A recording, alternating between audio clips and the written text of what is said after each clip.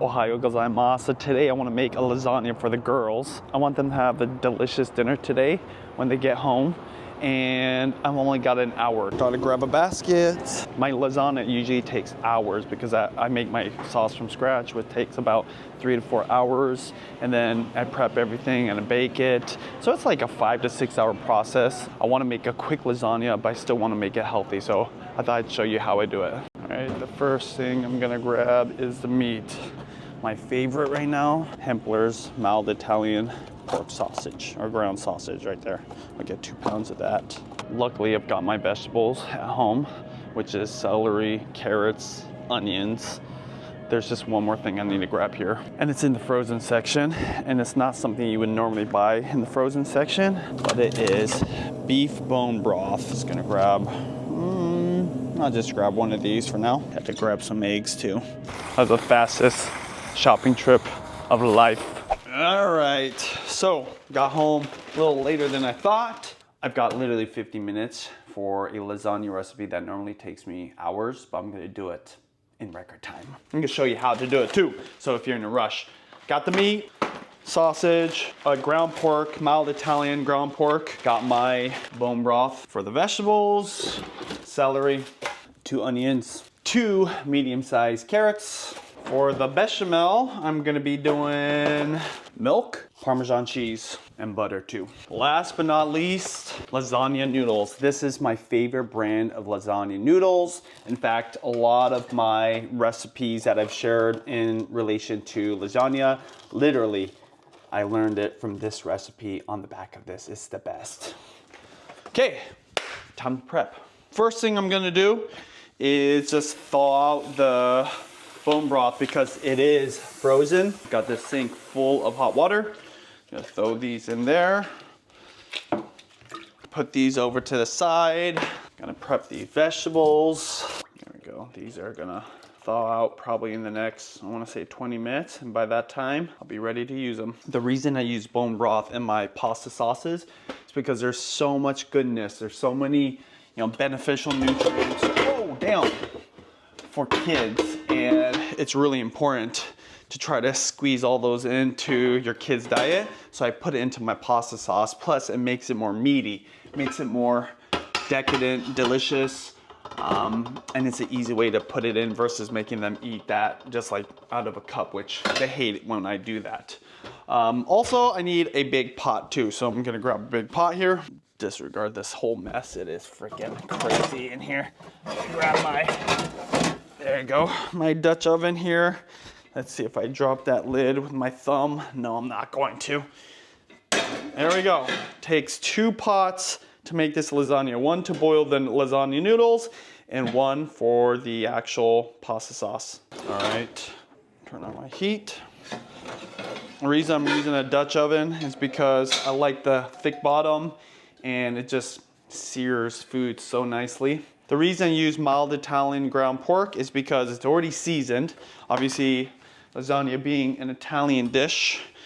And also, pork just has so much more flavor. Now, if I have more time, I might do a proper sauce, which does take me a few hours. But for this, I want it quick.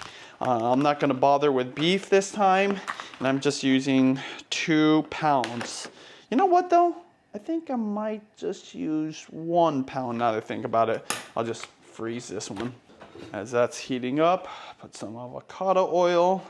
Now, normally I have mise en place going on, but because I don't have that much time, I'm gonna start the process of cooking all this up. And then as this is cooking, I'm gonna mise en place the other ingredients, which are the carrots, onions, and celery.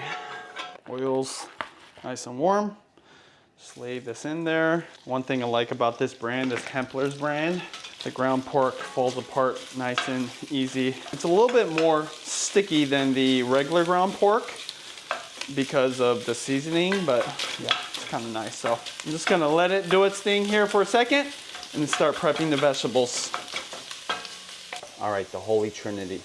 The reason I put this into my pasta sauce, very obvious, vegetables. Great way to hide vegetables in your kids' food, and I'm gonna show you how to really hide it, and the bone broth is part of it.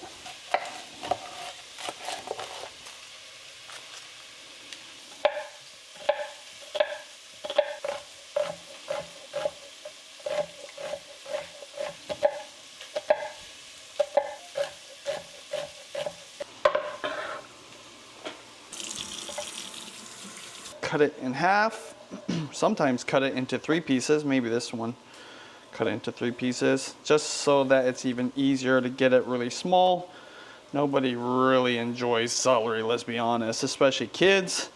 But as I mentioned, I'm gonna do something with that bone broth that's gonna really hide all this anyway. So then just chop this up real small, real thin.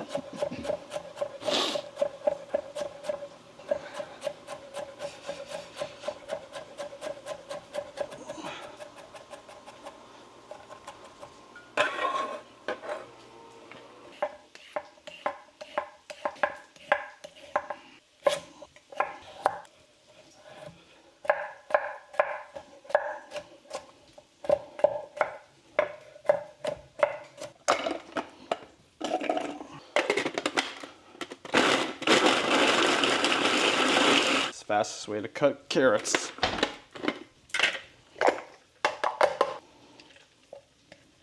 Holy Trinity. Salt the pork, which is getting there. Pepper. I just put it on a low heat. I have to crank it up here though. Potato masher, one of my favorite ways to just get pork or beef or anything, any kind of meat, all minced up. I'll see all that browning right there. That is good stuff. That's good eats. And even though it would burn if you left it cooking at the bottom, when you put in that bone broth later, it's gonna deglaze the pan. So it's all good flavor. In fact, when I put the vegetables in, it's gonna help with that anyways.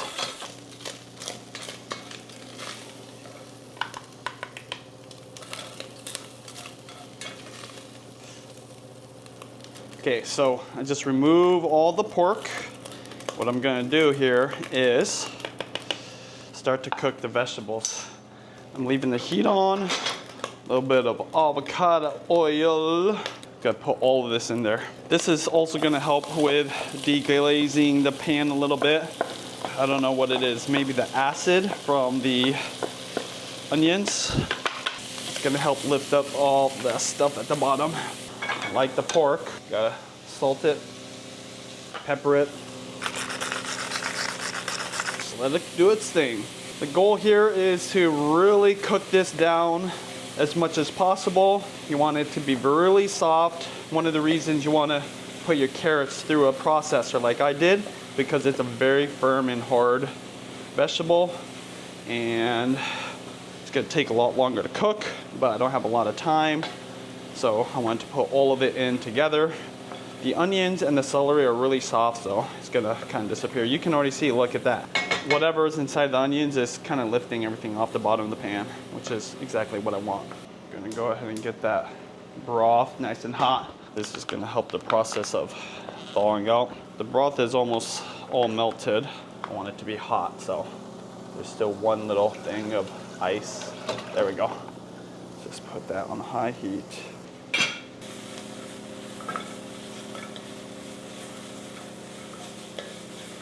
So if you're getting little burnt parts at the bottom and the Holy Trinity is not doing the trick, a little bit of white wine. White wine because there's more sugar in it. It's nice to have a sweeter sauce. Just put it in there and then it's gonna be able to scrape everything off the bottom. Super easy. Something about the alcohol, little trick while I wait for my bone broth to heat up. You don't want anything to burn. You don't want any black spots at the bottom of the pan. So scrape it all off before it turns black. All right, I'm gonna add the pork back in. There's some good fats in there too, so make sure you get everything out. Lots of flavor there. This is not quite ready. Okay, I'm not gonna wait for this chunk of ice to melt, so I'm just gonna throw it all in there. It's not gonna really affect it too much. What's gonna happen though is, gonna close this and let it do its thing. All right, it's nice and hot. That didn't take too long. Let me show you what we're dealing with here. Okay, so this is what I do with my longer sauces. I cook this down. So this is kind of like a shortcut for making a sauce from scratch. All those vegetables, the carrots, the celery, the onions are basically going to disappear, as this bone broth just reduces down, and then also it's gonna break down the pork a little bit. But yeah, I'm just gonna let this cook on high until literally almost all the liquid is gone, and then I'll add my jarred sauce, and then we're good to go. I might add a little bit of a tomato paste, but that's it. We're basically there. Next step is to prepare the lasagna noodles and the bechamel.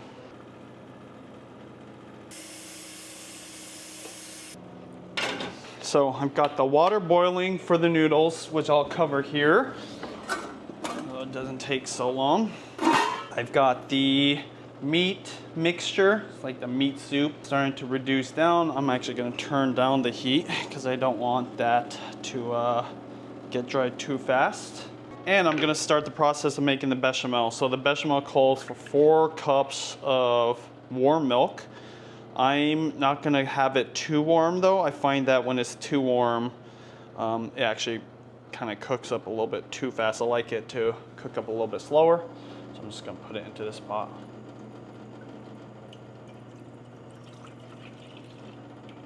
Now it's time to just get the bechamel going.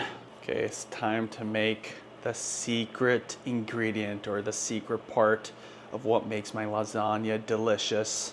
Bechamel. A lot of people go ricotta cheese, totally fine. I haven't had that in a long time. I think it'd be nostalgic because that's what my mom made. But bechamel in your lasagna is the way to go. It's easier than you think. You need some butter, you need some flour, you need some milk, some Parmesan cheese, already grated some a while back, and salt, pepper, white pepper, and then a little nutmeg, and you're good to go. So I'm gonna start that and then move on to the lasagna noodles. What you're gonna need is a little wooden spoon, whisk. I start off with a wooden spoon. I've turned the heat up on high to get this nice and warmed up. All I'm trying to do is melt this butter. I have warmed up my milk, which you're gonna be grateful for because it's gonna be way easier. It's gonna take way less time. You can use cold milk. Some people prefer cold milk, but yeah, because I'm short on time, girls are gonna be here soon. They're coming home from school. I need to get this going. I am turning down the heat to about a medium now because the butter is bubbling. It's all melted. Just throw your flour in right into the butter. All right, all you're doing is cooking that flour. You just wanna cook it thoroughly through. Hard to explain, but you're waiting for a buttery toast smell, because kind of what you're doing here, you're just cooking toast, basically toasting that flour. Important that you continue to stir, agitate the butter and flour, just move it back and forth. It's getting there. You don't want this roux to turn brown. It might start getting to a golden brown, but not really brown, okay? I'm just trying to make sure all that flour has soaked up that butter, and you're really cooking every little bit of flour that you can see or feel before you add your milk. I can see it turning now. It's going from that light yellow color to a darker yellow. It's about ready for the milk, which, like I said, a little bit warmer than room temperature. All right, here we go. Just add your milk very slowly. Some people add all of it, but I like to add it slowly and mix as you're pouring it in. Like I said, not all of it, about a third of it maybe. Always be mixing. You're gonna start noticing it's clumping up. It's almost gonna turn into a dough of sorts. Slowly incorporating that milk into that roux mixture. And now you see clumps forming. And your goal is to get rid of all the clumps by the time you're done with this bechamel. No clumps, you want it nice and smooth. So you are cooking this. You're literally cooking the flour. So it is going to have some golden brownness at the bottom, just not too much. And this is about the right look right here. Now I'm ready for the second batch of milk. I'm gonna scrape off what I can here with my whisk. And then I am going to add some more milk. It's still on the same heat. It's a little bit less than medium. Now, if you're really wanting to rush, you could just add all the milk. It's just gonna require you to really stir it.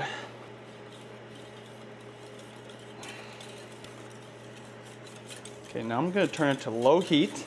I'm gonna let it kind of do its thing for a second. Over here, I've got the meat soup going. I've added a little bit of beef stock or beef broth, I guess beef bone broth in. This is pretty close to being done. I just want to cook it up a little bit more. You can still see remnants of the carrots, the celery and onions have basically disappeared. All you're gonna do here, just so it doesn't get too dry, add a little bit more stock every once in a while until you're ready to add your jarred sauce. Oh, that was the one thing I forgot to show you is the jarred sauce. Okay, one thing I am gonna do though, I brought out this Bravo Control Freak. It's just a convection oven, a mobile one. I'm gonna start cooking these lasagna noodles so it doesn't take forever. How long does it say to cook these? 4 minutes each. So I'm gonna put about, I wanna say half of these noodles in and cook it for 4 minutes.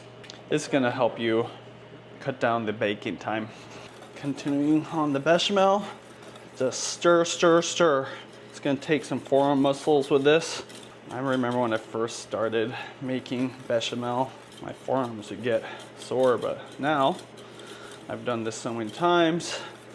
It's easy peasy, but if you're doing this for the first time, just get ready. You might even need to switch hands.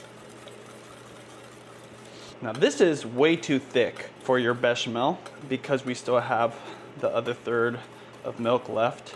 It is gonna thin out a little bit. Now I personally prefer my bechamel on the thick side when I'm making lasagna because it's going to act almost like a cheese sauce because we will be putting Parmesan in there. You don't want it too runny because you do want it to kind of hold its shape a little bit. I'm gonna add the third bit of milk. I'm actually not gonna add all of it. I'm gonna leave a little bit in the pot just in case I need it later because I am happy with this thickness right now. I'm gonna let this cook as I'm stirring for the next 2-3 minutes. It's on a low heat, and then after that, I will show you what's next. Okay, so now this meat mixture is done. I'm gonna add some tomato paste, probably about 2, maybe 3 tablespoons of tomato paste before I add my jarred sauce. This is gonna add a concentration of tomato flavor, and then once that is cooked, I will add the sauce. Okay, so the timer just went off for the first batch. I like to just spread it out on this rack so that the noodles don't stick. Turning off the heat too prevents the bubbling. If you're on a stove, you probably should leave the heat on, but this thing gets so freaking hot that the bubbles splatter. I love this Control Freak. Now this is looking great. I've got it on a super low simmer. This bechamel is the thickness I want it to be at. It looks super thick, but that's what I want, as I mentioned before. So I am gonna start to add some of the other ingredients. First one being salt. Don't over salt it because you will be adding some Parmesan in there and it is salty. For the pepper, I'm a white pepper guy when it comes to my bechamel. Helps to hide a little bit of that pepper, and it's a sharper flavor.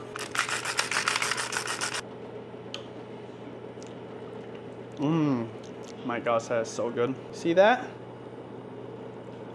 That's what you're looking for right there. Wait till you add the Parmesan.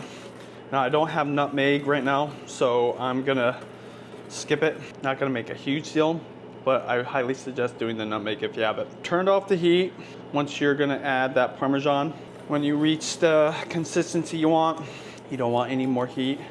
Oh baby, this is gonna be so good. No heat right now, by the way. So that once that Parmesan is melted, which is only gonna take probably like 60 seconds, I'll taste it, then turn and remove it from the stove. Wow, that's really cool. Again, if you're short on time, just use jarred sauce. I'm probably only gonna use 1 jar but I have a second one just in case. Because this, normally I make enough sauce for 2 or 3 different pasta dishes. Right now, I'm just making enough sauce for lasagna. So I think 1 jar of Rouse, yeah, that's plenty right there. Don't throw this away. If you need more liquid, you want to keep this jar because you can put some water in it and then just kind of cut it a little bit. Now, I'm not worried about this sauce getting super hot because I'm about to build the lasagna and I don't want it freaking boiling hot. So that's why it's perfect to use jarred sauce like this, because you just want to incorporate it. You want the flavor to be right, but you don't need it to be so burning hot that it's, you know, gonna cook your noodles. So eventually it will cook the noodles once it's in the oven, which actually reminds me, I gotta set the temperature of the oven. Sauce is done. Bechamel, try it out. Done. Noodles done. Set your oven to 375. Now it's time to start building the lasagna. Shred your cheese. Mozzarella cheese, of course. You really don't need a lot. If you make bechamel and you put Parmesan in the bechamel sauce, you just need enough to get that melty top and then maybe sprinkle some on between the layers, just because that cheese pool is really fun. But honestly, it's just the cheese on top that really matters the most.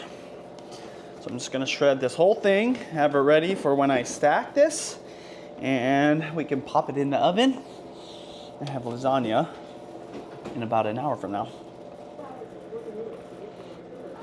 Oh baby, there we go. Lasagna noodles, done. Bechamel, which I keep covered so it doesn't create this layer on top, done. Pasta sauce, done. Cheese, time to stack. First layer is just some sauce. I'm just simply going to spread it on the bottom. Nothing fancy. You just want a really thin layer there. I don't even actually know why you would want that. I guess it's better than just having raw noodles down. You know, I might actually put a little bit of olive oil even. There we go.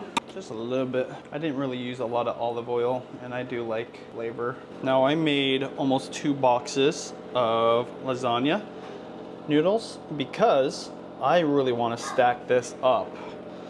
Lately, I've enjoyed having taller lasagna versus a shorter, thinner one.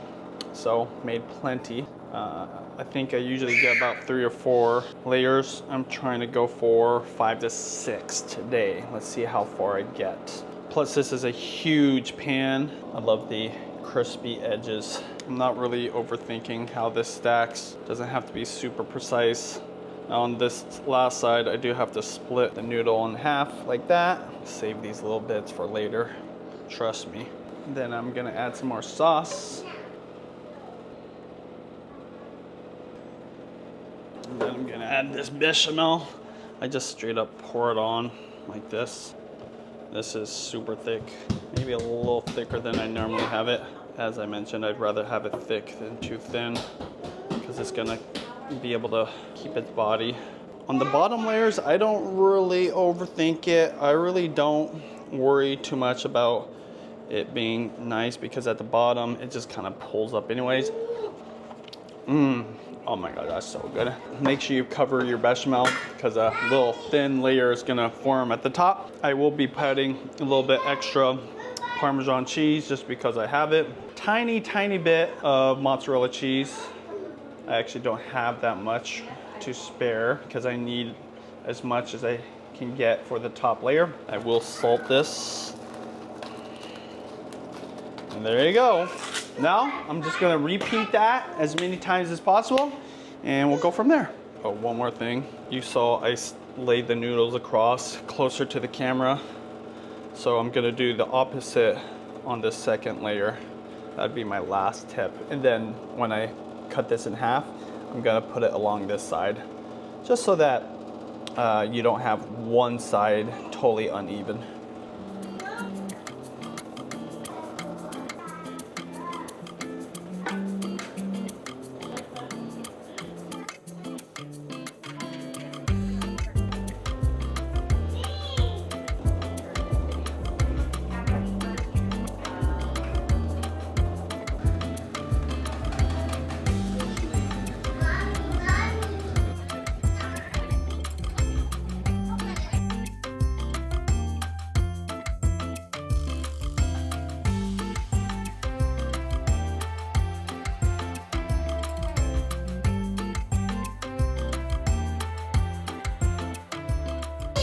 All right, we're on the very last layer. Of course, you want to put all the mozzarella on top because you want a nice, gooey, top layer. And it's, obviously going to be the part that's exposed to the heat. I'm probably going to cover this for the first certain amount of minutes, and then I'm going to remove the cover. By the way, I was only able to get 4 layers. Now it's time to put it into the oven. This thing is friggin' heavy. Outside? I've got the rack double racked because this thing is so dang heavy. I don't think it would be a big deal if I didn't. And I'm going to cover it. And this is just a pan I use for the noodles. Instead of using foil, put that on there like that. Then set the timer. I'm gonna go ahead and bake this for 40 minutes. Then, once that's done, I'm gonna remove the cover and then bake it for another 10 minutes. I will show you what I do at the end based off of what it looks like. Depending on the cheeses that you're using, you'll get different results. So, you just have to watch and see, because you want that golden brown crust happening on the edges, on the top. It needs to be perfect, but some cheeses melt differently. So, we're gonna see where this one goes. Remember these little squares I was talking about? This is what you do with it. Take some bechamel, like that. Take some of the extra sauce. There's not that much sauce, but there's always some on the edges. Put it together like this. Don't thank me later. Mia, Kira, you want a little lasagna snack? That is delicious. I love that. Plenty of noodles. Try it. Woo! Tell me how it is. Tell me how the flavor is. Is it good? You remember? Go ahead, try it. Alright, the kitchen is nice and clean. Clean as you go. Thankfully, Judy helped me today, so it was very easy and very quick. Hey, you want some lasagna? It's almost done. In fact, the timer's about to go off, so 40 minutes covered. Once this goes off, I'll stop the timer. It's not rocket science here. Watch out, it's hot. Very hot. Okay, there we go. You not only have to take off the thing, but you want to take it out. So see, it's definitely not done. So we're gonna probably broil the top. What I like to do is cook it for 5 minutes. And then the second half of the 10 minutes, the other 5 minutes, I will broil the top at the hottest broil function. So yeah, this is almost done and we'll take it out.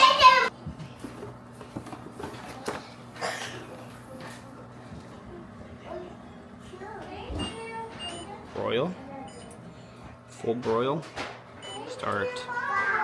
Make sure you check how it's going because it can burn it real fast. When you're broiling, it's really important to keep an eye on it because it's literally the hottest your oven can get, at least from one direction, so you can easily burn your lasagna. You just want a golden brown crust.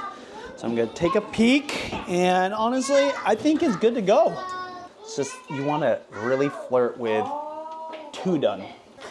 But I think this is good. Honey, what do you think? Is this good right here? Oh yeah. There you go. That is good. If I left it in there for even 5 or 10 seconds more, this would be completely black. Yeah, I don't understand why these are like that. I think this is just a pool of oil, actually. But this is the thing. Even though this is done, you want to let this rest for at least 15 minutes. I've let it rest for up to 30 to 60 minutes. And because this pan that it's cooking in is so heavy duty, it will stay warm for a whole nother hour. So we're gonna put a timer for 20 minutes and the vegetables are just about done, and then cut into it. The thing is, if you cut into it when it's blistering hot like this, it's just gonna fall apart. It's a soup still. Let it settle, let everything come together, and when you slice it, it's gonna stay put into those nice picture perfect Instagrammable lasagna slices. Okay, this is done. All right, so I like to put in some good clean slices when serving the lasagna. So I use a knife to do it. I can tell it's still a little bit soft.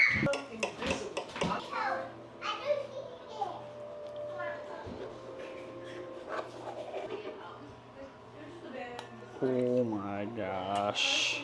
Perfect. I'm right. Attention. It's not your engine. Careful. Girls, your lasagna is done now. You gonna sit down, Leah?